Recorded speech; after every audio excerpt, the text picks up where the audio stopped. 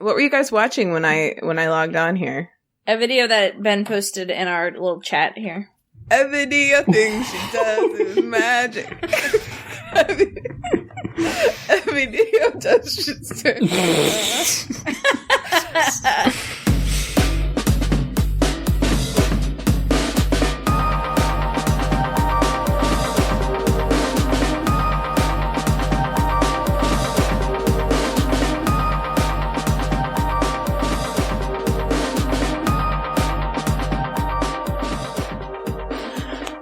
And welcome to WayTooBroad, a show and tell program for really, really ridiculously excited grown-ups. I'm Hannah, and these are my co-hosts, Erin and Ben. Hi, Erin. Hey, Hannah.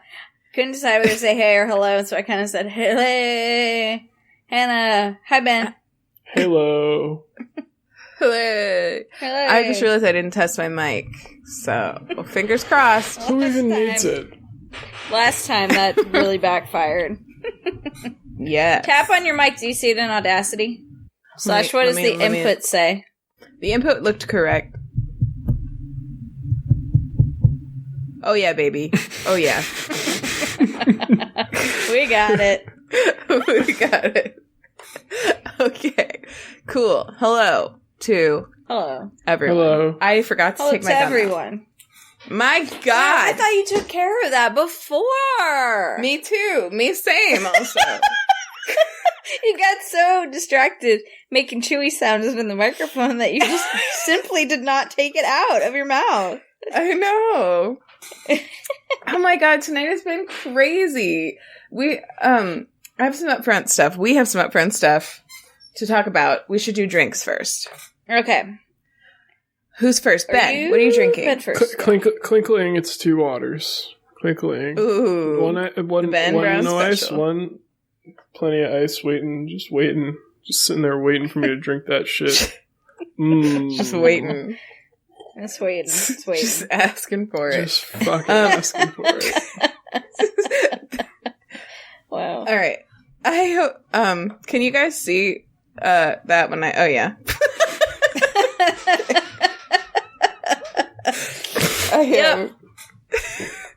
I got under boob sweat. Look, it happens. Okay. It's that braless slave. I'm not going to apologize. Exactly. I'm not sorry. I have 3 drinks. And no what bra. you got? The first one is water. Nice. Water in my cup from Savannah Coffee Roasters. Nice. We finally canceled our trip this week. Very sad, but we did get like a full refund and stuff, so that's good. And we're gonna reschedule it when we can. Second is lemon and tea spindrift. Excuse me. Delicious. Yeah. Just came back from Target. We did sanitize everything. Excellent. And the third one is a cocktail that producer Ian just brought in for me. It's mango and ginger and gin, he said. Ooh. Yummy. Mango ginger. Huh. That sounds oh wow, so it's very good. That sounds really good. fucking good. I have no alcohol in my home. Wow. And that, I keep expecting that to bother me, but then the reason I don't have it is because I so rarely drink alcohol anyway, and I don't find myself wanting it that bad. That's the thing. That's kind of the reason that we have it. Like, we used to like to play around with cocktails and stuff, but we just, have a lot of extra half-full bottles of liquor that we just never really did anything with. So, it's nice to have the ability. I think Ian misses having beer around. We might do something about that at some point. But, we'll see. Oh, can you not get it in your Target?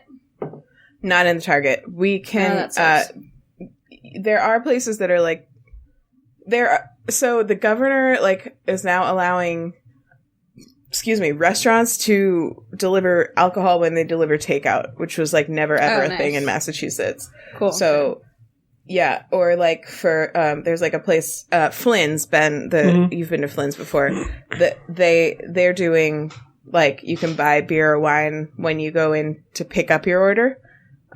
So we were thinking about maybe doing that. So, question for you. Around in your part of the state, is it still supermarkets can't have alcohol? Only liquor stores can? Yeah. Gotcha. It's not like that in Boston. Well, Boston's weird, but in the rest of Massachusetts, there's like a very small number of liquor licenses for the whole county, for each county. So it's not actually necessarily that grocery stores can't carry alcohol, but it's really rare for them to get the license to do it. Like there's a place in Mansfield or in Foxborough. There's a Trader Joe's that has a beer, wine, and liquor section. Like, but that's like, you just don't see that very much because they usually go to restaurants and stuff. Are you laughing? Yeah, those names are just funny. It's like, it's either the field for the man or the burrow for the fox, and I don't remember which one. I used to live in the field for the man, but technically I worked in the burrow for the fox. They're right next to each other, you see. So, oh, okay.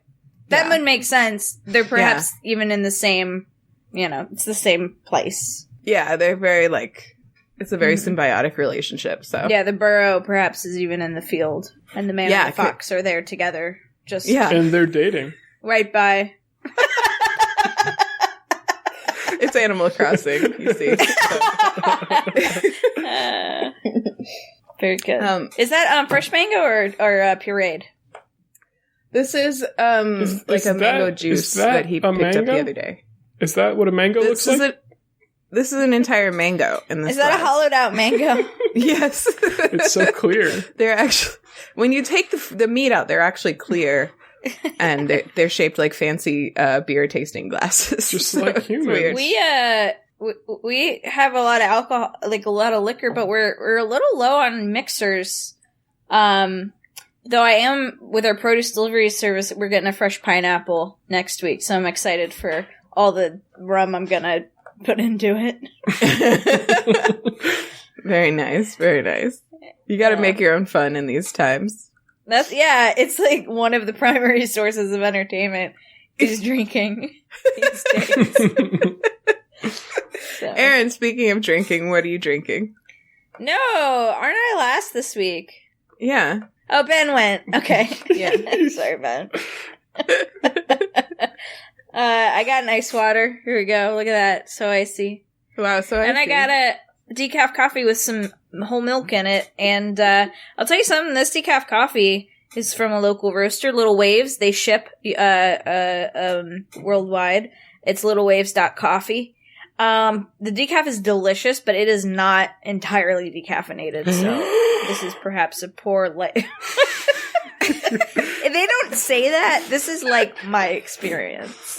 My experience with it being like, great, it's decaf coffee, I'll drink a big old cup right before bedtime has been that it's not entirely decaffeinated. Decaffeinated. As someone who knows nothing about coffee, is most decaf actually fully decaffeinated? No. It's usually like half, right? I'll tell you how. Little Waves, I just read it on their website today, littlewaves.coffee. But, excuse me, Erin, you just said they don't do it right. Yeah, excuse me, Erin, you just said that they don't actually decaffeinate it, so... Wait, I didn't say that. I said it's not entirely decaffeinated. Excuse me, Erin, but I think if we want to learn how they decaffeinate, I don't think that maybe they're the best source if they don't entirely decaffeinate. Yeah. Well, I don't know. Okay, hold on. Let's learn how not to do it. Our decaf coffees are decaffeinated using an organic chemical derived from sugarcane. Molasses made from sugarcane is fermented to create ethanol and then mixed with acetic acid found in vinegar to create ethyl acetate. This compound works as a natural solvent, taking away the caffeine, but not all of it. They don't say that. I added it in. Without taking away the natural sweetness of this coffee.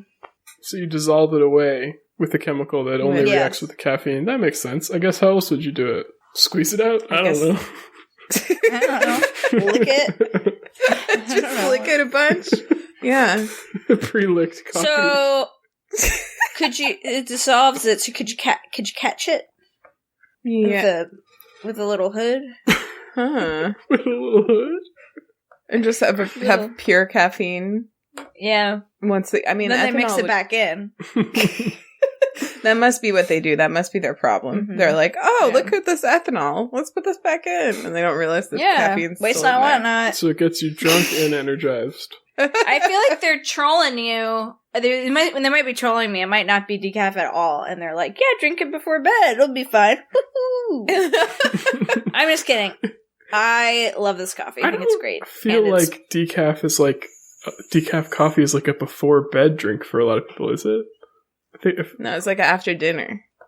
Well, it's like the same thing if you eat late and you're slow sip. For me, it's like an after dinner, yeah. Yeah, I guess those after are kind dinner of the same. is before bed. That's true. It's all the same. Yeah, it's all the same. Lunchtime what is before time bed too? You know? Yeah, first thing in the morning is before bed. Think about that. Nobody ever talks about that. And you know what that? You know what they also talk about? It's also just after bed. I like to make eggs and bacon before bed. But like well before bed. Let's start doing that. Let's start doing that when we next time you schedule a lunch date out in the world. Let's definitely schedule that before bed. Has 12:30. That is when it's good. I just am really worried about all of us and our social skills. I just don't know. Can we talk about grocery shopping in the age of Corona? Mm-hmm. Let's do it. Okay. Well, we were getting delivery for a while pretty successfully, and that has stopped being a viable option. All the delivery windows for everything I know of are full. It's impossible around here too. Oh, yeah, geez. I bet. So, I told you guys about the trip, I think I did, that Ian and I made to Target a couple weeks ago, and we were starting to run low on supplies from that, and we were kind of subsisting on homemade sourdough bread and other baked goods, and needed some fresh food in our lives. So we were like, okay, let's just go to an actual grocery store. So there's a Shaw's near us. So the governor of Massachusetts just issued a rule that you can't be, grocery stores can't be above 40% capacity for the building, including staff, in order to try to allow people the ability to social distance. Also, we are now being advised by the federal government that we should be wearing fabric masks when we go out. So my mom, Aunt Brown, shout outs to Aunt Brown, she has been making them. So I asked her for a pair. So Ian and I were wearing our cloth masks, which have an Easter pattern on them. Mine, nice. The way it's comfortable is actually upside down. So I was I had an upside down little shed on my under my nose. And also another thing Shaw's was doing was, part of what's so concerning about grocery shopping is that so many of the aisles are not even wide enough that you can social distance when you're in them. Mm-hmm. So Shaw's was doing a thing, which I thought was smart, where they were, the state, I have a note from producer Ian here. Let me see. The state is officially advising masks as of today too. That's my update for you. So what Shaw's tried to do is make all their aisles one way. So, they put tape arrows on the floor, and they put enter and exit on the ends of the aisles, and they go up and down that way. So it's time consuming, but I would say 30% of the people in the store were not paying any attention to the arrows. In their defense, they didn't say anything about it when we walked in. They did have a bouncer at the door, and he was letting people know if they could go in or not. We didn't have to wait in line to go in, but I guess you do some places. And he didn't say anything about it. They were making announcements about it, but it's the grocery store, so who listens to those? Mm-hmm. So I think some people, for the first person I pointed it out to, she didn't notice it. She thanked me and turned around and went the other way, and all was well. But so I was kind of high on that experience. That set you up for what happened next. So another thing that's weird, I don't know if you guys have been out enough to really experience this yet, but trying to figure out how to give social cues without the use of your mouth and nose as tools for that is very difficult.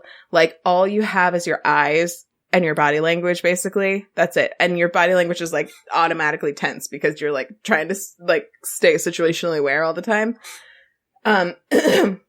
So we were coming down an aisle and there was this girl and she was coming towards us and she was wearing a mask. So I thought like she probably gave some amount of a shit about what was going on with everything.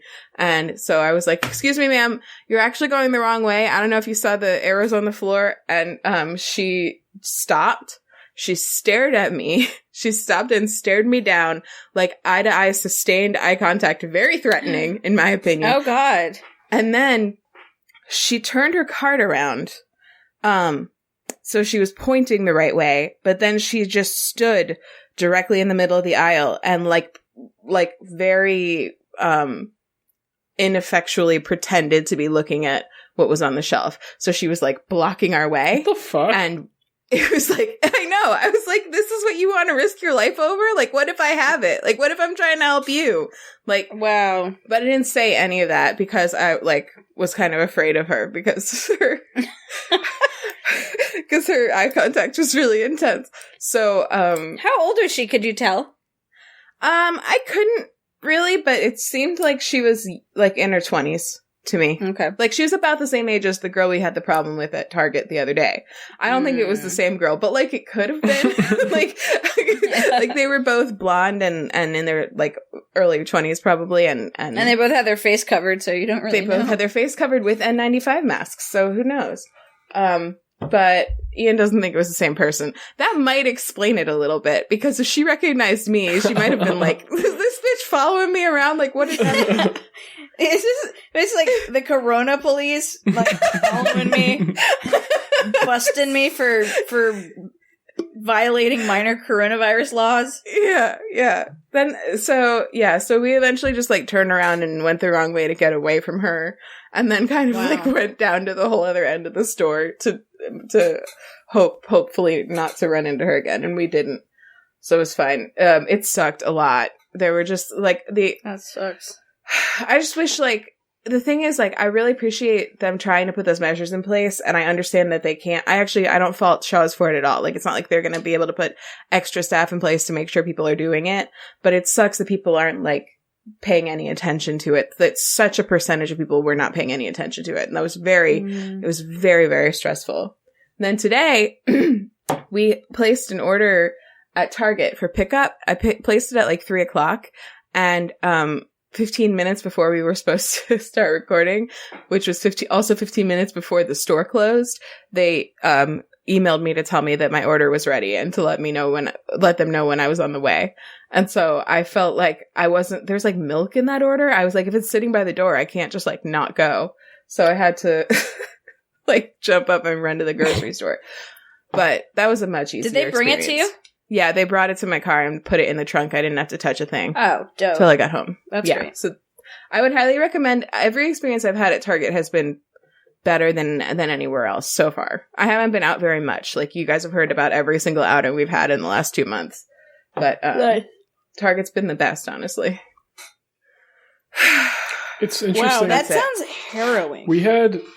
So, I've been out twice this week, once to CVS to pick up a prescription that Kylie needed. And that's like a mile walk-ish. And it was weird. It was surprised. That was on Sunday. And so, like, that was kind of just when the federal advisory for wearing face coverings had gone into place. And a lot of people weren't respecting it, which was annoying. But then on Wednesday, we did a grocery pickup at Whole Foods, which is, like, right around the corner. And, like, everyone was wearing masks, which was great. It was good to see. And a lot of, like, people were actively getting out of each other's way. I think it took a little too long for people to start taking it that seriously, but, and, like, similarly, the store was limited, so there was a line to get into the store that had tape spacing people apart by 6 feet. Which was good. Yeah, they had I don't know if they had it outside, but they had at the checkout, like, stickers to show where people should be standing to stay 6 feet apart, which was good. And I would say a lot a lot more people than obviously the last time we went out were wearing masks. I would say probably a majority of people were wearing masks in the store, which was good to see. But I do think part of the reason people weren't paying attention to the social distancing aspect is because they were wearing masks and they felt like they were more protected. But really that's like your fail safe, and it's also not that protective for you as much as it's like protective for the people around you. So like that's kind of the worry I think about giving the guidance in the first place. My friend was at he lives in California, and he went to Costco this week, and they have a similar thing where like they limited people going to the store and they're spacing out the lines. So it was like a huge line that he was in for like an hour, and he saw someone who was wearing a mask take their mask up and then sneeze into their arm and then put the mask back on. What the fuck? Like, what do you think it's for? Like, what the fuck? Oh, there's a really good video actually that it's really quick too, that Sydney Smurl put out on their, or Sydney McElroy put out on their YouTube channel of how to properly put on and take off a fabric mask. I would recommend that anybody watch it, because the other thing is, it's really important also, even when you're wearing a mask, to try to avoid touching your face and to try to avoid touching the front of the mask. And I saw a lot of people wearing masks, like touching it and fussing with it. And one person, like this was another kind of crazy thing, knowing what we know, took her mask down to hold her phone up to her face to talk on the phone, which are like two Jesus Christ. Very bad ideas. Yeah. Oh put together, making an even worse idea. Touching your face, touching your mask. But all these things, just imagine us listening to this conversation 2 months ago. I know. I also want to say, like, these are all, we're really lucky we have the money to go buy groceries. We're really lucky that we have the ability to stay home the majority of the time and still make money, and also that we're not like having to go out every day and do essential work out in the world. So I want to recognize my luck and privilege in that way as well. Yeah. I know these are small things in the scheme of it, but I just wish people would be more like aware, I guess. Yeah. Here it is. I'll send you the link. There's some surprising tales from the from the front lines. From the real world. Yeah, I feel #grateful to live in the agriculture state. We're like, between our like, we get a weekly produce delivery that we can also get like eggs and milk from, and we have a monthly meat delivery and a weekly fish pickup. So we're like pretty much set like for most stuff. Yeah, that's very lucky. Cool. Yeah, it's not. Yeah. Folks, look into your options, because going to the grocery store sucks more than usual. And poor Ian, when we got home, he was like yelling, because going to the grocery store is like one of his favorite things. And he's like, damn, this virus took it away from me. Wow, I can't imagine that being one of my favorite things. I know. I hate going to the goddamn grocery store so much. I don't know if I said this last time, but like, you know, if you do live, like, no matter where you live, I'd say, except like in Boston probably, but like, check out your local farms, because, you know, they're not getting restaurant business. So even farms that you didn't know about before, or farms that like never had a delivery option, are probably doing delivery options now, or like pick up at the farm options. So there might be you know what's a good farms thing near you for if people listening do live in cities. Also, Ian actually tipped us off to this. A lot of like restaurant supply, like you mentioned, like people are getting restaurant business. A lot of restaurant supply companies are offering home delivery now. Oh, dope! Yeah. The one Ian sent us is like a minimum $250 for an order, which is like not that bad if you're getting a lot of stuff. The only thing is they had a bunch of meat, so it's not like great for us. But I think I'm gonna look into like other options that are out there for something like that. Yeah. Yeah, a lot of places are doing that. We have been looking at farms and stuff. We haven't found anything. A lot of the places around us are just not at a point yet where they have a lot of produce to sell. Right. Because different you guys are ahead season of us. Yeah. ran out. It hailed here today. The weather here has also been like so weird and apocalyptic. Like it's been like stormy and windy and like hail. It hailed yesterday and today at various points in the day. Wow. And then it was also sunny at various points. Like it's like New England. What the fuck? That's how it goes. That's how it goes up there. But yeah, there's not really a lot growing yet. But there's also stuff like worldwide stuff, nationwide stuff like Hungry Harvest and like Imperfect Foods. Yeah, some, Imperfect we did sign up for, but Imperfect is not. They pushed us out till the middle of May, so we'll be getting those, but not soon. Yeah. The other thing we found recently, you should check out what your local like organic market type things are doing, because there's a place near us that, I mean, we don't often go there because it's just very expensive, but they're doing like basically like a phone shopping thing where they're only doing pickups. You can just call them, and we haven't done this yet. We didn't really know about it until too late for this particular round of groceries. But you call them and they'll like basically walk through the store and just like kind of advise you. Like you'll be like, oh, I need a thing for this, and it's like they're your personal shopper, and they'll just pull it all together for you. You pay them over the phone, and they'll like come bring it out to you. So nice. Those kinds of things exist too, but it just takes research and phone skills. It's a limiting factor. For us it is. In this household it is.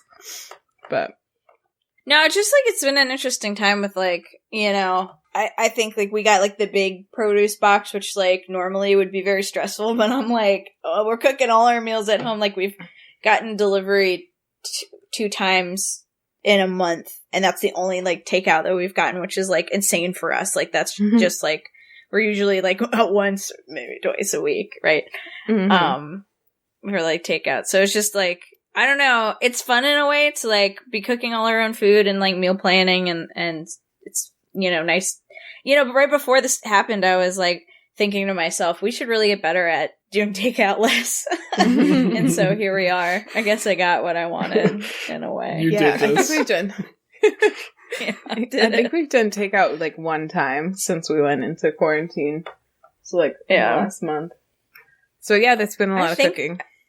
I think about it a lot, but then I'm also just like, I don't like, we've done it and it's been totally fine and it's been nice, and it's been on times where I'm just like, I can't think about cooking, but it's still like, I still feel a little paranoid about it, right? Like I don't feel like 100% comfortable about it. So, well, it's that's like weird. Well, like one thing is I think a lot more about not wasting the food we have. So like that's one thing. Yeah. Like we used up our eggs today, and I was like relieved because I was worried that we were not going to use them up in time. Of course. I tried to make eggs last forever. I was going to say eggs do not go bad quickly. Ian won't use them after a week. He refuses, like a week or a week and a half. Yeah. Oh my fucking god, they last for months. Yeah, I'll use an egg after a month for sure. Okay, so the other day I wanted to make brownies, and so I had bought brownies when we went to the horrible Shaw's experience, and I that's what I'm calling Shaw's now, and it was like boxed brownies, like it was like the easiest fucking thing in the world, and it was actually the night we had gotten back from Shaw's, and I was so exhausted. That trip drained me like nothing in the last few weeks has, and I just like kind of glanced at the back of the box and I was like, okay, I got it, and I put in 3 eggs and a half a cup of water and a half a cup of vegetable oil, and then I looked at the back. I was like, why is this so liquidy? Yeah, and then I looked at the back of the box and I was like, why is this so liquidy? And it turns out I was only supposed to use 2 eggs and a quarter cup of water and a half a cup of vegetable oil. Oh no. So like Ian had to like kind of he like looked at the ingredients on the box and made like a little extra like of his own version of the what was in the dry part of it that had come in the box, and kind of added some of that to try to help it out. But because of the extra egg, it still ended up as cake. It like was not even close to being brownies. Yeah. which neither of us like. So we just have like chocolate cake in our house now. Like, but we're eating it because I don't want to waste it. I feel disgruntled about this egg situation because number one, eggs last for like at least 5 weeks in the fridge. You can freeze them. And also, a bad egg announces itself. Yeah. It's not like you're gonna accidentally eat a bad egg. A bad egg announces itself in a very pungent way. It's like a famously good bad smell, rather, that other smells are compared to. That was a very interesting slip you just had there, Ben. It's a famously amazing smell that everyone loves. I mean, it's terrible and we all hate it. I just feel really disgruntled about it because you're also not, it's not like, oh, whoops, like, oh, I ate a bag of egg last night and I have to take the morning off. Like, you know, it doesn't happen. It's not like some meat where, like, it can go bad and you don't notice and then you get sick. It's like nobody has ever accidentally eaten a bad egg. Okay. I don't know. You'll have to talk to him about it. I don't know. He's Can you very just play him this segment? I'm gonna be too emotional. I can't have this conversation. Why is the float test a thing if a bad egg just is immediately because you don't want to stinky? open a bad egg because it smells terrible. Okay. Because you want to avoid opening that shit at all costs. I don't think an egg is going to fail the float test after a week. It does. It'll stand on its head and then it's like part way gone. If it stays all the way down, then it's fine. Listen. You've been this is not my fight, okay? Wrong. Look, listen. I need to explain something to you about my husband, which is that the worst possible thing that could happen to him, maybe even in these times, in his mind, in his heart, is that he could throw up. Throwing up is the worst possible thing. So every decision that he makes about food is centered around making sure he is 100% safe from vomiting. It's the worst thing that could happen to him. So that is why he is so nitpicky about everything. And I try to be understanding about that because God knows I have my own irrational fears. But like, True that. For me, that's legit. I will eat or drink anything that doesn't like actively stink. I don't care. Yeah. But like that's not who I married, you know? Yeah, that's legit. Okay. All right. I'm sorry I got heated about the eggs. Okay. All right. All right. Beautiful, beautiful eggs. Because I bought eggs at Costco like fucking a month ago, and I got 2 dozen, and I'm like, hell yeah. This will get me through to this summer. I ate one this morning. It was awesome. The yolk was very perky. Wait, I have a note from the man himself. He says, slandering him about his egg thing. He said, bad food poisoning is like multiple days of vomiting and diarrhea. It is hellish. That's what he says. Well, you don't get that after a week. A bad egg, because the worst that'll happen is that you'll smell it and throw up. He doesn't know that we're talking about. There's no reason for me to be reacting this way because he doesn't know the specifics of this conversation. He'll hear it. He'll hear it later. So. Okay. I mean, he's right. Food poisoning sucks. Yeah, absolutely. Yeah, send me your week-old eggs. I'll eat them, like, after they've been shipped by the UPS. USPS. All right, we got an email. Excellent. Episode 129 is the title of the email. That is the title. No, that's the number of our last episode. Before this one, which is episode 130. Welcome. It's from Aunt Brown. Wow. Our mom, Ben's and my mom. Just saying hello. First, I have to say that I lived Ben's confusion about the name Mutes in real time. I was literally asking myself, why can't they talk? When he started to explain how I figured it out. Mutes, short for mutants, if people didn't listen. And that was in reference to the show Kipo and the Age of Wonder Beasts. Yep. In which the mutants are called mutes. But they can talk. Correct. Some of them.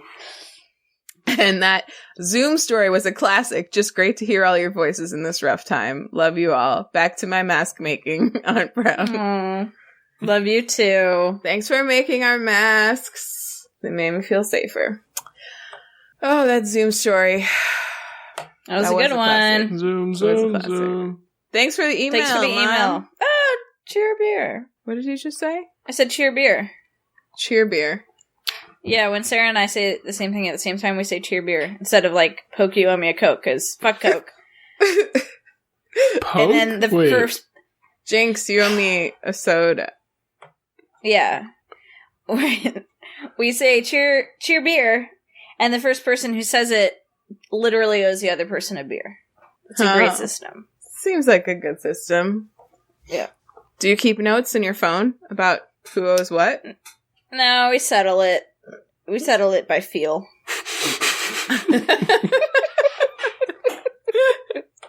Cool. Feel like you owe me a beer.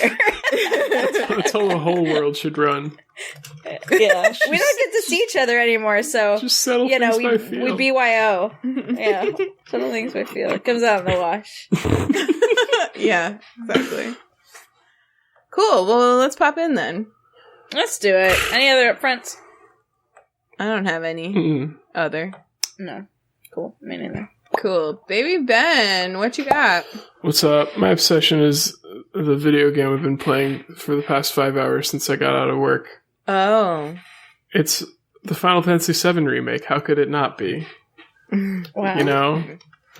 How could it not This is such a great game. The original is my favorite game. Wow. I've been so excited for the remake. It got delayed like 3 times. And then it finally came out today on Good Friday, which is only Good Friday because the Final Fantasy VII Remake came out. It was risen again. It's not what Good Friday is. Yeah. Oh, no. My bad. Yeah, it was buried. I mean, it's great. It's so fun. They kept, from what I can tell so far, I mean, I've only played 5 hours of it so far. The main story is the same so far. I don't think they've really changed much of it. They kept some things that I really liked, like there's just the soul system in the game for like how you equip spells and summons and other things called materia. They're like in the story they're like made of I think they're made of like condensed milk, sweetened. Yeah, they're made of like sweetened condensed milk. And they're actually a candy that you pop, you eat, and then you can cast a spell. No, I think they're made. Just real quick, did y'all see the gourmet makes with the sweetened condensed milk? Yeah. Yeah. Cool. Sidebar about Cadbury eggs. I find them revolting. Yeah. Like, not even just to eat, to like look at, and the whole consistency of the inside really makes me uncomfortable. In a way I'm not used to reacting to things. The problem with them is that I won't keep them after a week. So Cool. Anyway, that's my Cadbury egg sidebar. They're not great. Could you, I'm sorry, real quick, just give me a rundown of like what is Final Fantasy VII? Like, what's the plot? Why did they remake it? All that. So it was kind of like a Final Fantasy VII is a storied JRPG series that's started, I think, in the 80s for the NES. I would say Final Fantasy VII is widely considered the best Final Fantasy game. Yes. And there are like, I don't know, almost 20 of them probably at this point. There are 15 main series. That's there are almost like 20. 40. Yeah, there are like a that's bunch of 20. alternate, like a bunch of like other ones, like side games that the series is huge, but main series there are 15. Final Fantasy VII came out in 1997. See how much I can do this from memory. And then I think it was originally released for PS1 and it was released for computer in like 2001 or something. But all of the Final Fantasies before Final Fantasy VII were usually on Nintendo systems. And actually, I believe Final Fantasy VII was originally supposed to be a Super Nintendo game, but they moved it to PlayStation because PlayStation games are not cartridges, they're CD-ROMs, which could store more data. And they wanted to make a really big game, and they did. The original game is very long, and it's the first Final Fantasy to use 3D graphics, and one of the first like really big games to use 3D graphics. And boy, can you tell if you look at the original, the graphics are blocky and terrible, but in a very in a way I still love. It's still dear to me. And it also was kind of the first Final Fantasy game to move sort of more towards sci-fi than like a fantasy setting. Like it's very futuristic. And earlier Final Fantasy games a lot of them were in much more traditional fantasy settings with like some futuristic elements, like there are airships in earlier ones.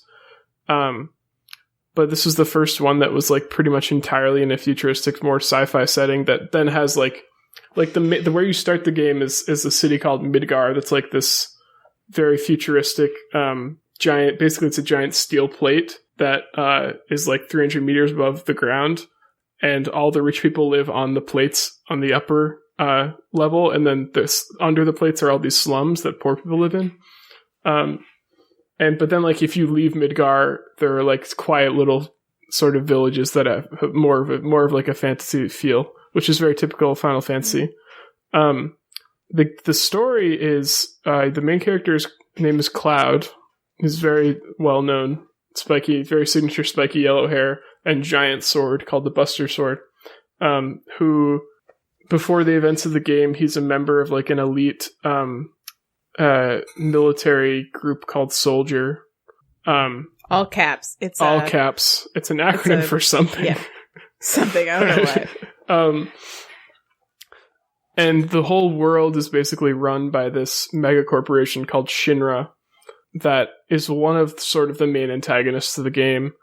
That is, they're harvesting what's called I think it's called the life stream of the planet, that the game takes place on to create electric power and sell that. They're a power company. But they're like basically draining like literally the life of the planet in doing so. And Cloud joins an eco-terrorist group called Avalanche, whose goal is to take down Shinra. But then it's a very cool game because like you basically spend, at least in the original, you spend like the first like 8 to 10 hours of the game only in Midgar, and like your main antagonist is the president of Shinra. And then this is going to seem like spoilers, but like the game is so long and this is just the beginning of it. By the time you leave Midgar, the president of Shinra is dead, and not by your hands. And like it kind of like it's already like a big proposition to take down this like giant mega corporation that's bleeding the planet dry, and then like the story gets even bigger as you get access to like the entire world. And there suddenly are several main antagonists, including the very famous Sephiroth, who is probably like one of the most signature villains of any game series, known for his like he's got like really long gray hair and a really long thin sword that's called Masamune, I think, something like that. My sword. It's called my sword. My underscore sword. My sword. Var my sword. Yeah, Var my sword. Yeah, I don't want to talk too much more about the story after that because it gets crazy. Yeah, it just like suddenly explodes at that moment and then just keeps getting bigger and bigger. Yeah, like, and like just never there's stops like expanding. And there's so much. You learn so much cool stuff about like Cloud's backstory. You also like really get to know a lot of the characters. Yeah. Like I would say it invests a lot of time in character development without like sacrificing action. Absolutely. Yeah, you get to go and they're actually, what's really cool is there are 2 characters in the original. I hope they're still obtainable in the new game, in the remake, are like optional kind of secret party members that you can get. One of them is named Yuffie, and like the way she like is a girl who's like raised in the forest, and the way you get her is like you fight random battles in this forest, and like a woman like will just show up in one of them, and when you beat them, it goes into a cutscene where you talk to her in like a field, and if you say the right thing, she'll join your party. If you say the wrong thing, she'll leave. But she's actually like really good. I remember her. There's another one named great. Vincent, who's like a guy who transforms into a monster. So he's really cool. Oh yeah, I remember him too. It's so fun, and in the remake, so the original game is the combat's all turn based. Well, kind of. It's basically turn based. Which I always liked. The fighting is just like your enemy and you are just sitting there, and then you like pick what you want to attack and attack. They changed the combat system entirely for the remake, which made me a little nervous at first because I also like the turn-based combat. I like the old Final Fantasy games. I really like Final Fantasy VI also, which is I almost said which is the one before 7, which sounded stupid, but hear me out. It came out as Final Fantasy III in America because it was the third one to actually come out in the US, even though it was the 6th in the series. And then 7 came out after it, but came out as Final Fantasy 7. So it went 3 to 7. But it was actually 6. Interesting. But anyway, they changed the combat entirely to be kind of closer to the more recent Final Fantasy 15, which is like an open world Final Fantasy, open world-ish. And the combat, instead of being turn-based, you're like actively controlling the characters sort of on a battlefield. And wow, Hazel is just chasing her tail right next to me. And you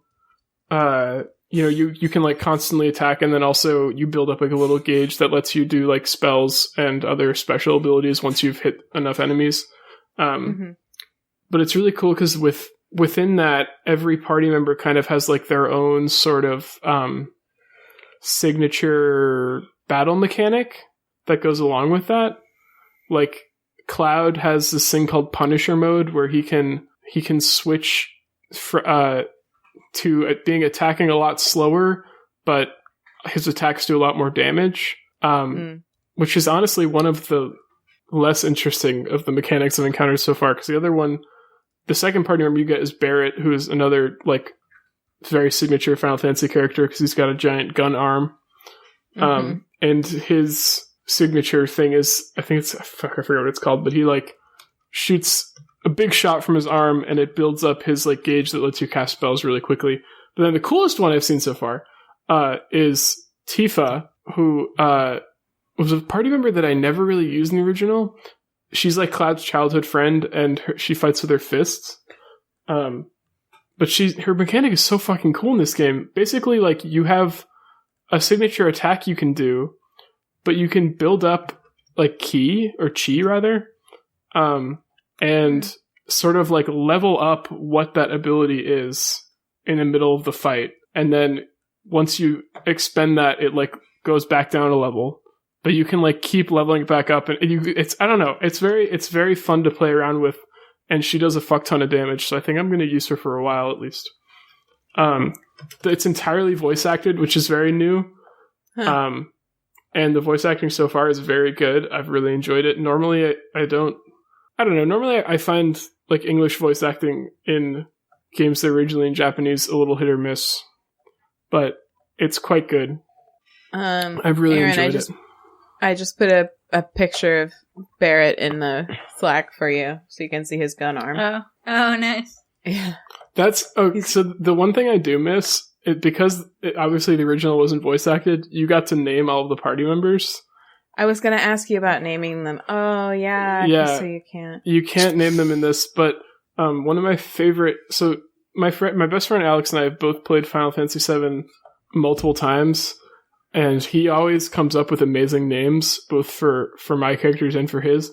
And far and away my favorite that he's ever come up with, which is actually now his Twitch username, was for Barrett, and he named him Abrahams. Abrahams. Oh, and then it's so you can't name them, but it's fine. It's fine. The voice acting is great, so it's worth it. So you like it? The remake I love it so far. I love it so far. I'm very excited to play more. I don't have the system for it. I was surprised to see it's actually called Final Fantasy VII Remake. I assume that's just like what everyone was calling it. Yeah, like it is kind of weird. Yeah. Oh, and also I mentioned that like in the original game you play like the first 8 to 10 hours in Midgar. Apparently this remake is actually coming out in like multiple chapters, and this is just the first one, and it only goes up to the end of Midgar. But they say it's like between like 37 and 40 something hours of gameplay. So they Ben, added a lot to do. I could. I'd have to move the PS4 into this room, which would be annoying. And I want to play it on my big TV. Oh, but I want to watch you play it on my big TV. I guess I could just bring my laptop out there. It's quarantine, Ben. Yeah, why don't you bring the most portable thing out to the place that you need it? Tell you, this laptop ain't fucking portable. It's a big honking ass piece of shit. It's more like a desktop. Yeah, it sucks. I'm having a great big mystery, and it's that I am under the impression that I used to play a Final Fantasy game for the Xbox, and I remember exactly what it looked like. There was like a wizard and like something else, and I'm very convinced that it was not Final Fantasy. Final Fantasy 7. What was it? Final Fantasy 8. There's like a very famous wizard named Vivi from Final Fantasy 8 that everyone really likes. Let me see. The art doesn't look the same. No, it was like this very special stylized. No, it wasn't. I don't think because this animation style is not. Yeah, right. I don't think a lot of Final Fantasy. Hat. Oh, like the main character. But yeah, it wasn't the main character. It was like you were in a group of people. There was like a wizard, and there was like and you like followed each other around, and then you would fight. Oh gosh, I just don't remember. I didn't play it a lot. What did the wizard look like? But I thought it was Final Fantasy. I feel like the wizard had a hat. It was like a wizard's hat. You said it was for Xbox or was it PlayStation? I think no, we never had a PlayStation. I think it was Xbox. Because most of Final Fantasies in like the early 2000s era came out for PlayStation or PlayStation 2, not for Xbox. Well, what was the never one? had an Xbox. What was the one that was like weird? It was not like a Final Fantasy game at all, and you like had to go around and like clear areas of like bad influence. Oh, Crystal Chronicles. Yeah, maybe it was that. That game was so weird because it could just go on forever. It was so repetitive. Yeah, at first I was like, "Oh, this is exciting. Where's this story gonna go?" And then it was like, "Oh, now you go to like literally like you finish the year, return home, and then start again." Yeah. Erin, look at that one, because that animation style is very different. That was for... It's not that one. I just looked at it. It's not. That's a good lead. That was kind of a fun game, Gosh. What's another game that just had, like, a lot of, wizards with hats? Seriously? Dragon Quest. Oh, I'm gonna Google that. Xbox game, wizard with hat. All wizards have hats. Not all wizards have hats. That's so narrow-minded of you. Watch this work. All right. Oh, we didn't even talk about how this. So Final Fantasy VII, like the first person I think to play it in our whole family was probably our cousin Andy. And then I believe our mom, Aunt Brown, saw Andy playing it. I think when we went to Disney with his family. Is that right? Oh, maybe. It might have been some other time. It might have been like during a Thanksgiving or something. And she was like, "Oh, this game looks fun," and she started playing it, and that's how it got introduced to our family. So it's been like a game in my life before I was old enough to like really play games, and then I played it when I was old enough to as well. And I played it multiple times since then. And now Andy sent us an adorable picture of him and his I think 8. He just turned 8, right?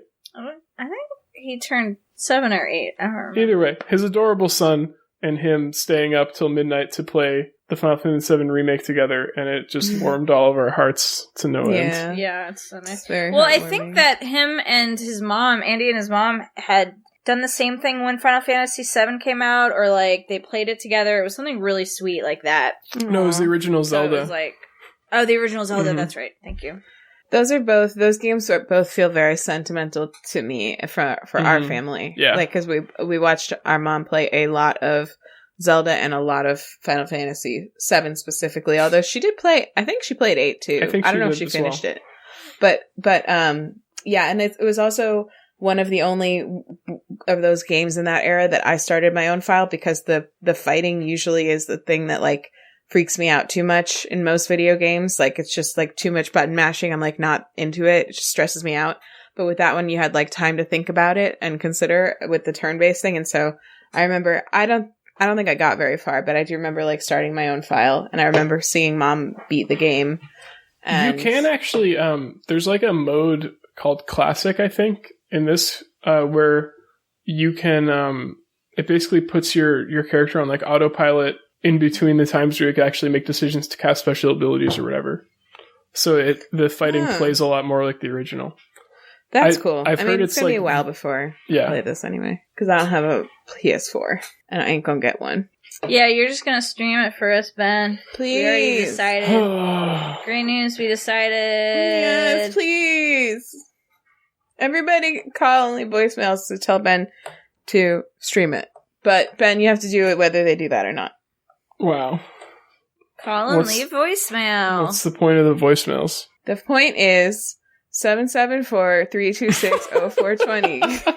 Blaze it. Blaze it. That's the point. I feel so excited. I'm looking through a list of all Xbox games, and I'm just gonna discover this. You know when you just like want to know something and you're just on the precipice of knowing, and you know as soon as you see it, you're gonna be like, oh yeah. That's I'm right there. There was a game. I call that the moment. I'm about to have my moment. I love that. Yeah, that's one of my words. I like it. The moment. Okay. I'm about to have my moment. I'm very excited. This is not a portmanteau, so it's not as exciting, but did you guys notice that I'm calling the thing that we now have to do when you bring groceries home, the cleaning, capitalized? The cleaning. I didn't notice that capital letters. It takes a long time, the cleaning, but it's worth it. The cleaning. Okay, it was Fantastic Four. No, I'm kidding. Well, do you want me to wait to go into my obsession until you find it, or do you want me to? I mean, it's really up to you. Do you want my full attention? or is like 75% okay? Because if I'm getting through this list, I will turn this car around and go back up to I'm still in 2005, so I'm gonna be here a while, and I'm like pretty sure it was Xbox, but it might be GameCube. Oh gosh. Do you have anything else you want to talk about, Ben? No. Okay. Here's the thing, I really do want your attention because I think you're gonna like what I'm bringing a lot. Okay, well, I need to do this. This is really important. Alright, I'll just wait. Do you remember, I have something, Ben, do you remember recently, like, only maybe a couple years ago, maybe a few years ago, maybe a couple few years ago, that Mom tried to get because she played it on the computer, and she still had the CDs, and she tried to get them to play on, like, their newest computer, whatever that was at the time, and, there was a certain point, I think it was, Chocobo Races, where it just stopped. It just crashed every time. So we really were enjoying that. I think that was the disc. That disc was too scratched, yeah. I think it probably was the disc, because it was the same exact ones that she used to play on. But yeah, and we did get a lot of mileage out of those. I think more than just two of us had files. I think you or Luke had one too. But I think that was fun. Original is available on the Switch. It is. We have it. Yeah. But it's so hard to play. Yeah. It's not the most replayable game. I mean, no, it's not. You know, it's saying that as someone who has replayed it multiple times, it is, you know, it looks bad. I think there's just like quality of life things that we've all become so accustomed to in games that just are not in it. And I don't blame them for not taking the time to make it easier to navigate those screens. They're busy like making this remake for us. Like, that's fine. I understand why they did it, but it's just a simple port. And to try to even just navigate some of those, environments, like to figure out where the paths are, not in like the way they mean for it to be tricky, just in like regular old, like, this doesn't make sense ways. It just was like a lot. So we played it for a little bit, but we didn't get very far before we gave up. But it was good. It was good at the time, and it's good now again for people who have a PS4. I have a quick update. They made a lot of games for the Xbox. And I also meant to start oldest to newest, and I started newest to oldest. Oh, gosh. I just recently realized that, but I'm in too deep right now. I feel like I had a G in it, and maybe an L. And the wizard did wear a hat, you said? I believe so. Alright. Oh no, I've reached the end of the list. Oh my god. This is a no eternity. Listen. Was it Xbox 360 or the original Xbox? We only had an Xbox, a regular Xbox. A Rexbox. Alright, I can work on this later. I probably just accidentally grazed over it. Here, let me look at one more thing. Oh my god. Was it Fable? I don't believe so. Was it Babel? Gladius. Fable. Was it Label? No. Alright, I'm gonna just figure this out later. Okay, thank you. Sorry that this is very anticlimactic fighting end to this. That's okay. Okay. Great obsession, Ben. Thanks. Great obsession, Ben. I'm sorry you didn't get your moment, Erin. I'll get it. You've sent me into a spiral of mystery, but I'll get it. Okay. My obsession, I have to admit, it has not been the same sort of all-consuming obsession like I brought last week, which I've still been watching those scam baiting videos. I can't get enough of them. But I tried to start watching something else. And actually, I rewatched The Staircase recently too. But oh, that's so funny! I was just looking at the list of all topic Xbox index games. And I saw Staircase. huh? What? I was just looking at the list of all Xbox games. You're looking at the topic index on what? I was looking at the topic index and I saw The Staircase. I was like, I remember when everyone was into that. Like, that just happened. Yeah. Just, moments before we started recording. That's so funny. Yeah, no, I watched it again and I don't know, I felt more ambivalent this time. I remember being very confident that he did it the last time that I watched it. Yeah. And I also was, I had it on my phone while I was working, so I wasn't paying as close attention, so maybe that was part of why. But. So now when you have the facts, you're like, well. But that's not my obsession, actually. Someone from my work sent this link to me of an article about this band. It's called Stay HOMAS. Have you guys heard of them? Mm-mm. Stay homeless? Stay HOMAS, like home, but AS. They're Spanish. They're from Spain. Oh. No? HOMAS. No. Okay, they're roommates. So they're these three roommates. I think they. Oh my god, they're roommates.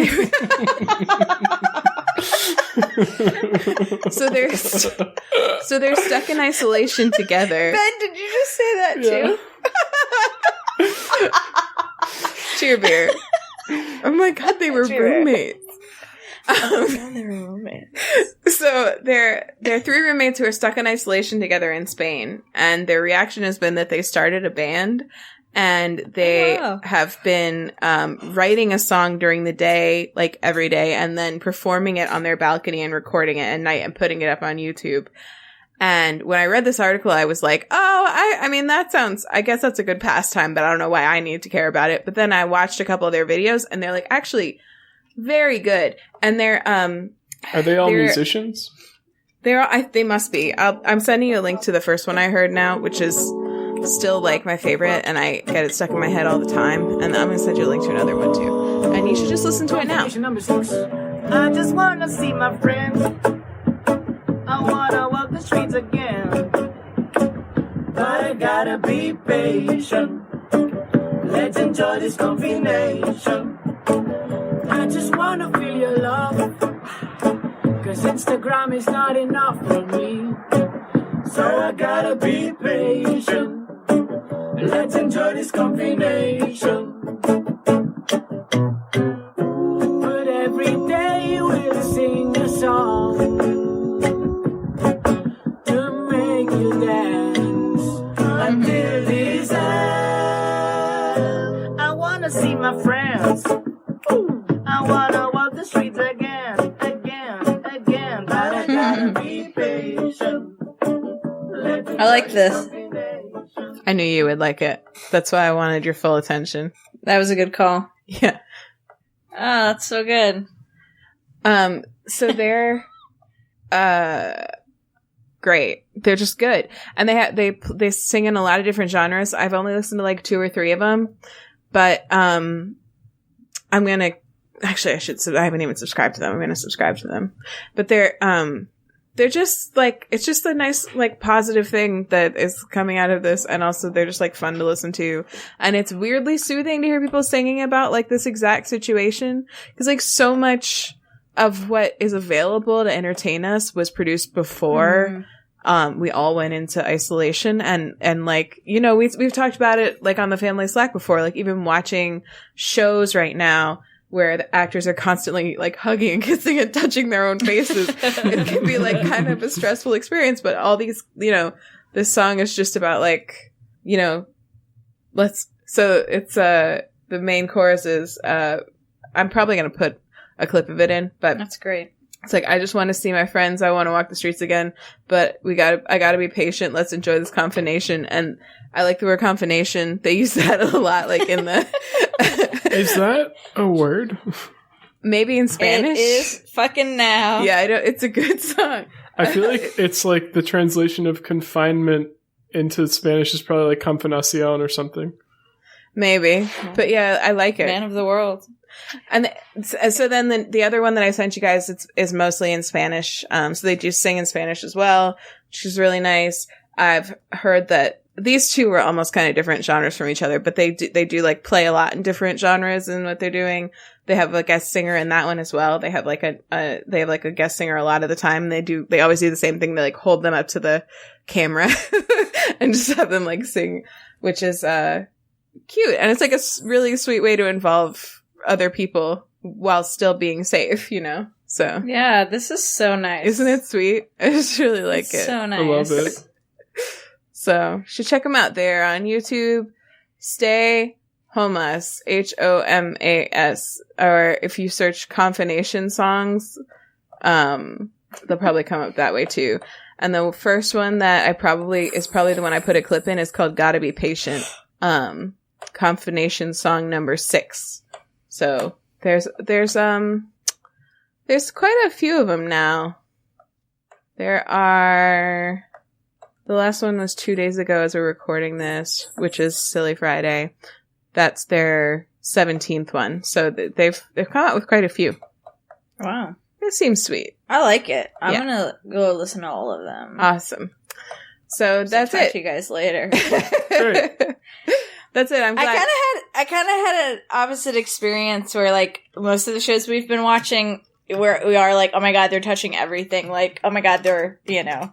But we're watching Schitt's Creek. Like, I'm finally trying to get through all of them because I kind of dropped off. And we got to this episode where, like, the daughter, I don't remember her name, Alexis, is sick. You do remember. And Moira, and then I did. And Moira is like, and then like the rest of the family is in there like by her bed, and Moira is like horrified and like locks them in and is like not going anywhere near them. And I'm like, this is such a move. She like pretends to like, oh, I'll just be in here, and then like locks the door and is like, sorry. Like, yes.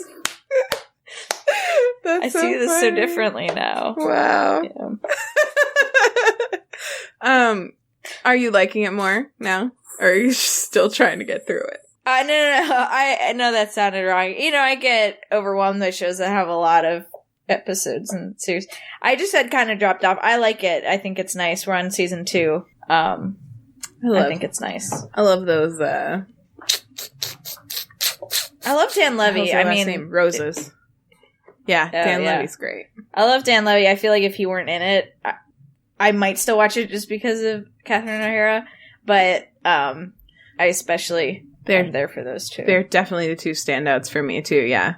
I do like the girl who plays Stevie as well, but I think her playing off of Dan Levy is like kind of where it's at. There's some great characters still to come for you as well. I'm excited for your watching experience. Excellent. Good. Great. Cool. Well, that's it. I don't have a lot more to say about those boys. Nice. They're just doing a good job. They're doing a good job. Yeah. Erin, what you got?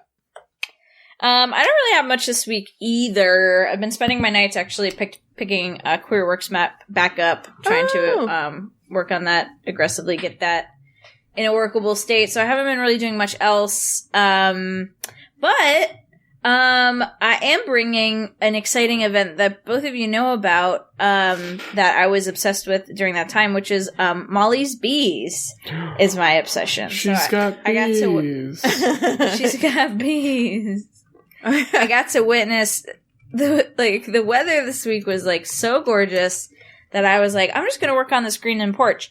And because I was working on the porch this week, this whole event transpired that wouldn't have happened otherwise, and it was pretty incredible and just amazing timing.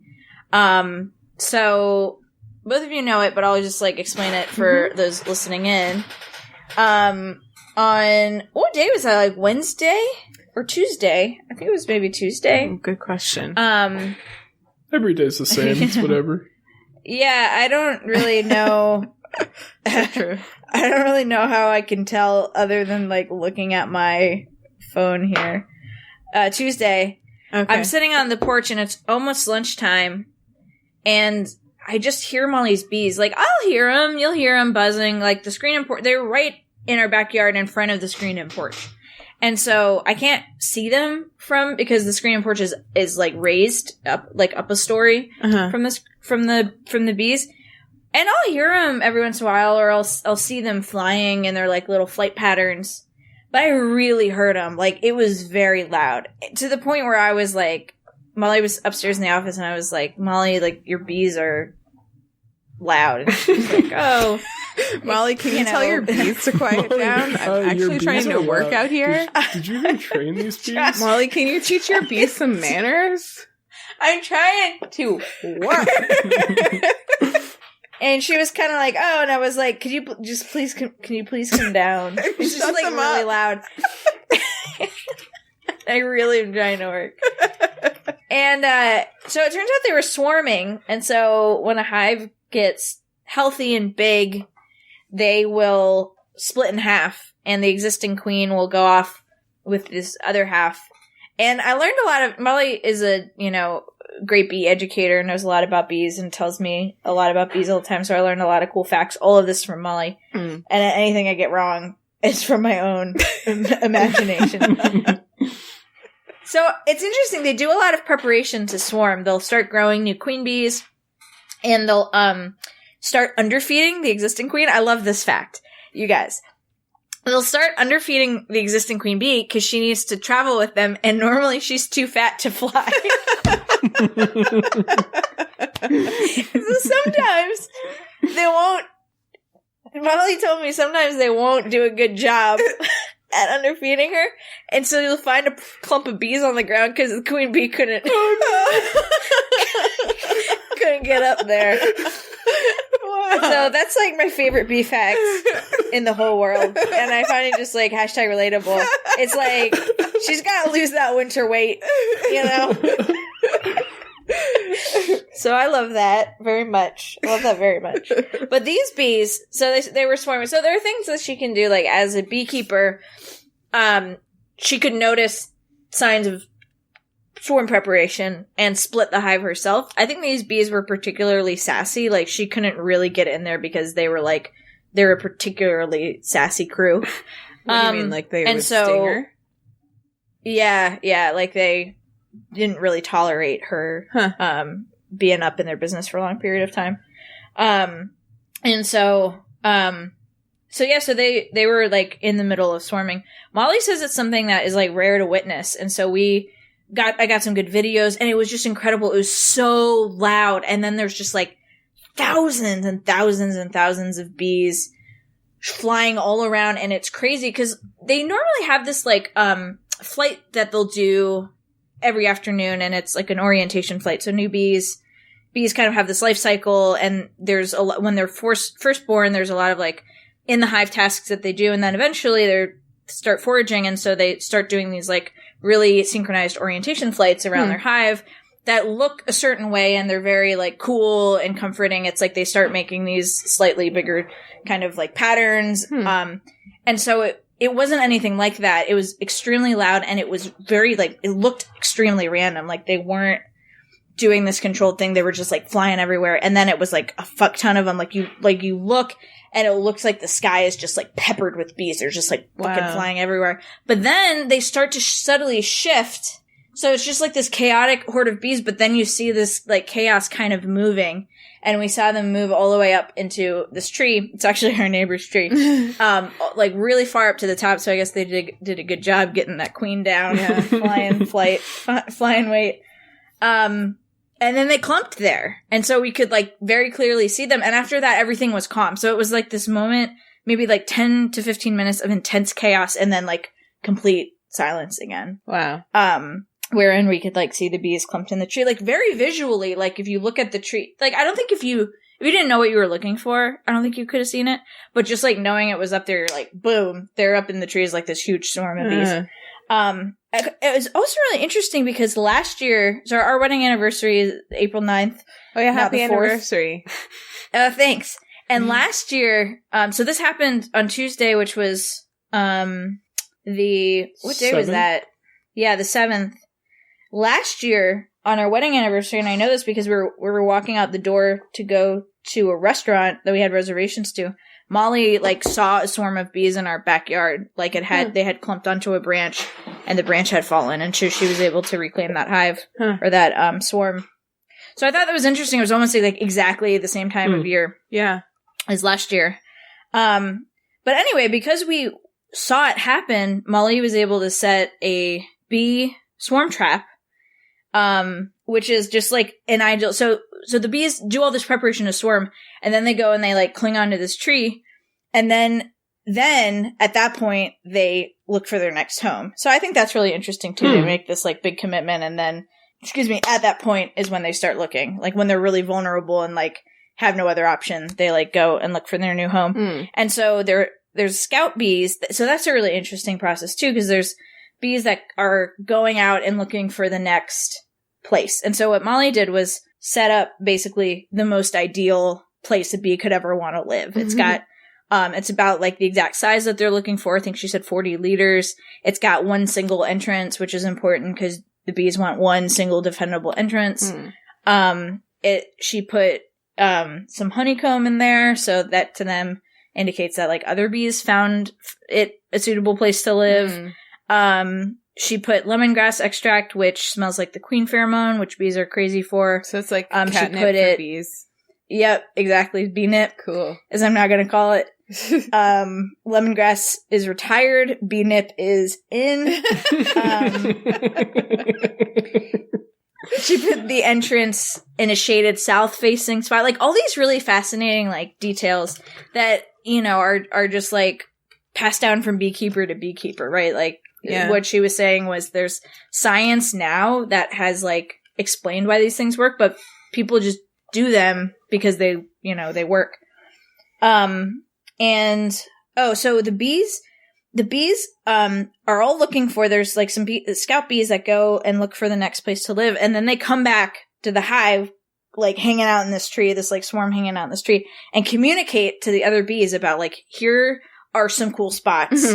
And then the other bees go and check them out. So basically, like, they make a democratic decision to, they all, like, go look at all the places. And apparently they have this series of, like, waggles that they do to communicate. I love bees. Like, where it is and what's good about it. And the, like, enthusiasm of their waggles, like, is important to, like, communicate, like, this is really good.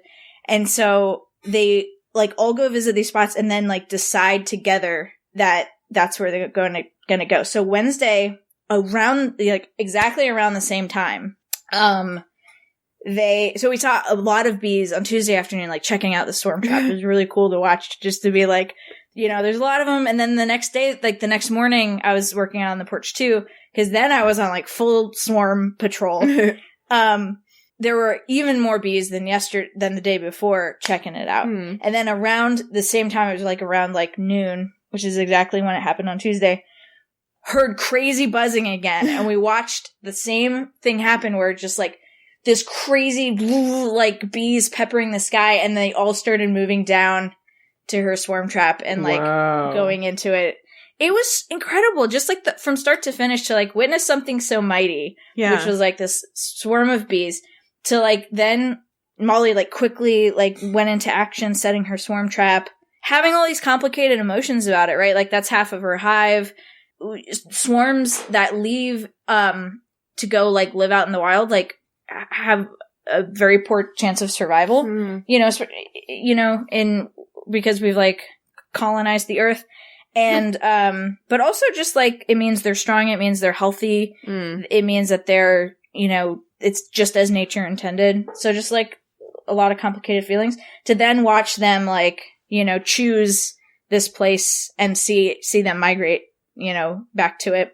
And then that night it was actually starting to rain, which is perfect because all the bees are definitely home. They don't go out in the rain. So she was able to move that, trap to where the final hive is going to be, where she's going to end up relocating them. And then what she does is like hangs a little, like you're supposed to like put a branch, or like she hung this like tall weed in front of the entrance, which lets the bees know like something fell during the night, something changed. So let me reorient my sense of home. That's so cool. So that when they go foraging, they come back to the right place. So, wow. A lot of cool, like it was really cool. And just cool to like learn all that stuff. Thanks, Molly. And just to like witness it. Yeah. It was very neat. Did you know bees, mighty, with their waggling, are the only other animal other than humans that can communicate about things that like aren't in the immediate vicinity? Like symbolic language? Yeah. Symbolic communication. Wow. That we know of. So like That's in a lot, crazy. so like that we know of. In a lot of ways, bee waggling is like the closest thing to human language in terms of like animal kingdom communication. Wow, Como, how do you know so much about bees? I know, he's so smart. Como was like in front of the camera, and it really looks like he's talking about bees to us, but not making eye contact because he's too cool. Yeah. He's like turning his head casually. Did you know that bees? This is his notebook that he writes all his bee notes in. Oh, time to go, I guess. He heard some bees. Man, he's so handsome. He's very handsome. Yeah, he's a handsome boy. That's so cool. I loved you posted all the videos in our family Slack, and I enjoyed them so much. Yeah. Oh, it's so cool. Yeah, it was dope, and I was able to get a good shot of the swarm in the tree from my binoculars, which is very difficult. Not to toot my own horn, but filming through your binoculars, very difficult. Toot, am so I that was right? my big accomplishment. Toot. Molly like caught a swarm of bees, which is a very mighty thing to do, and I filmed a little bit through my binoculars. That was my claim to fame. It's a mighty hard thing to do. That's so cool. I'm very happy for Molly that the bees decided to come back to her, basically. Mm-hmm. Yeah. Man, that's so crazy. I can't even believe all those little guys. Those little guys do all that. They're all ladies. Those little ladies do all that. I thought all the worker bees were male. I believe all of the... Are the males only for impregnating? Yeah, the males are only for impregnating, and they actually kill them at the end of, like, the season. Wow. They chew their wings off and push them out of the hive. Let me confirm. I believe all of the bees that we saw would have been ladies. Let me confirm that. Were all the bees in the swarm ladies? Like, ladylike? Oh my god. In real, yeah. Were they all human women? Oh my god. And then Maddie posted Bees in the Trap by Nicki Minaj, and that's just absolutely been stuck in my head. Bees in the trap. Bees in the trap. Very cool. Important podcast question. I don't know if so she sees it. Important. I think that sounds right. I feel like I've talked to Molly about this, and she said, aren't they called drones, the men? Yeah. The human men that live in the beehive. They're called drones. Yeah, they're called drones. So awesome. Yeah, Those little gals did all that? Those little gals. She said I don't know. Oh. Okay. Okay, but most of them? Were any of them human women?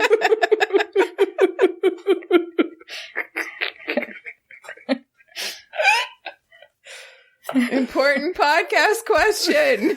Important podcast question. Were any of them human? That, like, painted themselves with black and yellow stripes?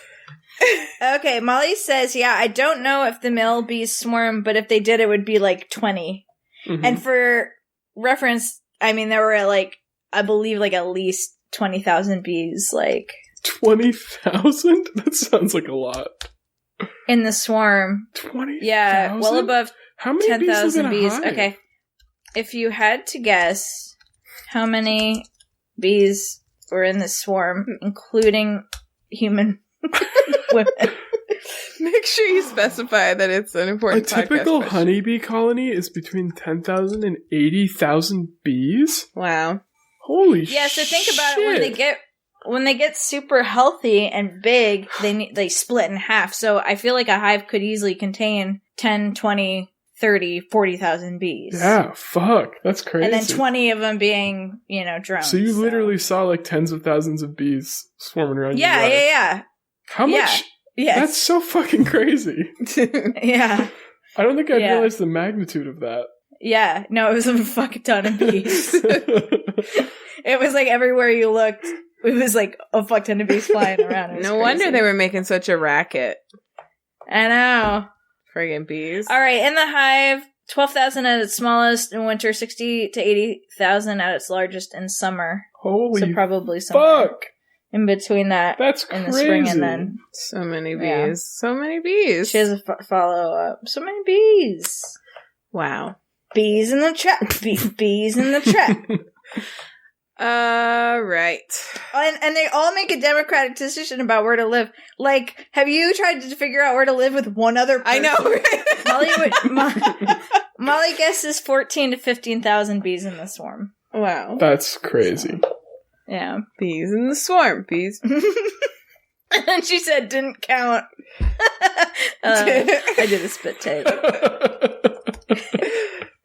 Wow. What is she? A good one. Even a beekeeper? Come on. She doesn't have a count of all her bees? What the hell? How does she even know she has any? It's true. Well, how do we know what are bees? Whoa, dude. How do we know that those were bees? They're ladies and men. Didn't we just decide that? They're human men. But only mostly like ladies. Men. Human women. All right, I'm done. All right, we should finish this because it's so long, this episode. Wow, we really have been talking for a long time. I mean, like, a lot of it was you searching for that video game. Yeah, you did that for like 20 minutes. Not a lot of it. That made me want to just look for it again. Yeah, but we did. We talked for a long time. So let's do homework. Homework. Wow, we're all coming up on 2 hours. That's amazing. I know. It's been a long time since we've had an episode this long. We had a lot to talk about. I've been having fun. Yeah, it's been fun. I've been having fun. Me too. All right, let's do it. Como, what's your homework? Como's homework, I'll speak for him, is to play Final Fantasy VII. Play the remake, play the original if you want. It's great also. It's hard to play, certainly. It's it's a lot, but it's fun as heck. Also true. Or if I decide to stream it, we'll see. There's so much moving of stuff to make that happen. Please. We'll see. If I do watch that, or watch me stream other stuff. If I stream other stuff, twitch.tv/DiscoGreg. I've been getting my time down in Pokemon Red. I'm at like 2 hours, 4 minutes. Shit. Damn. Oh, Ben. That's great. Good job. Did I ever tell you that my name in Fortnite is Disco Gerg? No, you didn't. That's awesome. That's very good. Yeah, Ian and I have been playing Fortnite, and I decided to cosplay as you. So that's what I've been doing. That's awesome. But there was already a Disco Greg. My homework is to go find Stay HOMAS on YouTube and listen to all their songs. They're great. And I am on Twitter at Hanthropology, Instagram at Hanthropology, Twitch at Hanthropology. Never there, but that is, you can put a heart there, and then you'll know if I ever go live on Twitch again. And another podcast called So Dreamy. We talk about dreams, and that's all for me. That's it. That's it. Mm-hmm. Erin, what's your homework? I have you hearted on Twitch. Oh, thank you. I sure do. Same to you from me. Thanks. And also with you. Erin, what's your homework? Oh, it's me now. Yeah. No, I'm last. Yes. Yeah, you're last. Why did this happen again? What a perfect bookend to the episode. Who else is there? I just fundamentally don't understand order. People turn taking. What is it? My homework is to get 12 to 80,000 bees. And watch them do their thing. It's majestic. And that's it. That's all you need to do. Yeah, that's it. Easy. That's all I got. Let me know what game I'm thinking of, please. Also, write in and tell us how you got 10 to 20,000 bees. Yeah. We'll compare notes. In this economy. In this economy? Where am I going to get bees? It's buy 3, get 30 free for bees. I could have done better, and I'm sorry. That should be the title. I was just thinking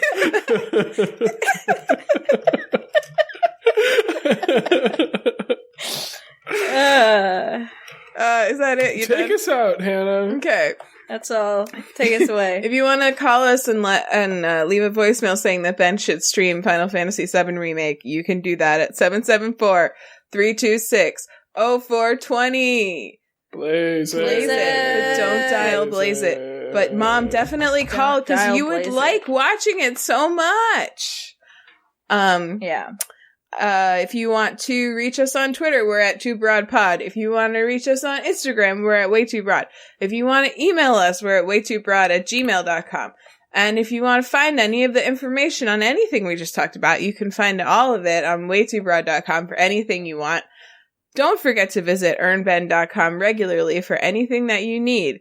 And leave us a review on Apple Podcasts. Please and thank you. We love you. Thanks. The podcast candle is now finally extinguished. Wow, it's been burning for 2 hours. 2 hours. It's gotta be tired. But it was fun. It was really fun. I like this. I enjoyed it. It was fun. I'm glad we did it tonight. Yes, me too. Bye.